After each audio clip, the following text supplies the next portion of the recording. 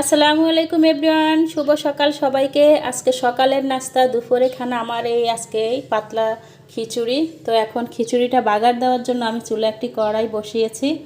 তো কড়াইটার তেল একটু গরম হয়ে এসেছে, এখন দিয়ে দিব এই যে জিরার গুঁড়ো। দেখুন এখানে গোটা জিরা দিচ্ছি,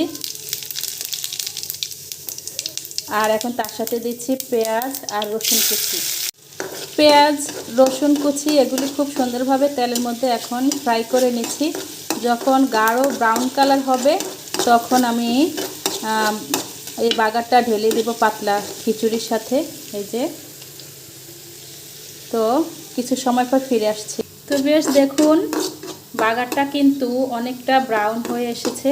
আপনারা কিন্তু এখানে চাইলে শুকনো মরিচটা ব্যবহার করতে পারেন, কিন্তু আমি আজকে দেইনি, কারণ আমার ছোট ছেলে খাবে, তো এই জন্য ঝালটা আজকে দেইনি।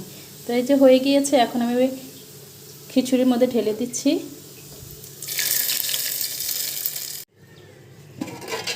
দেখুন আমার খিচুড়ির ফাইনাল লুক কেমন লাগছে দেখতে, অবশ্যই সেটা আপনারা কমেন্টসে জানাবেন।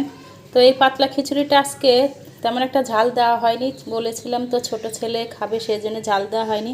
আর এর জন্য চুলার মধ্যে কয়েকটা শুকনো মরিচ টেলে নিয়েছি। তো এই হচ্ছে আমার আজকের সকালের নাস্তা, দুপুরের খানা। আসলে আজকে ছাদ বাগানে একটু কাজ আছে, যার কারণে একবারেই সব রান্না করে ফেললাম। তো কেমন হয়েছে দেখতে, অবশ্যই সেটা কমেন্টসে জানাবেন।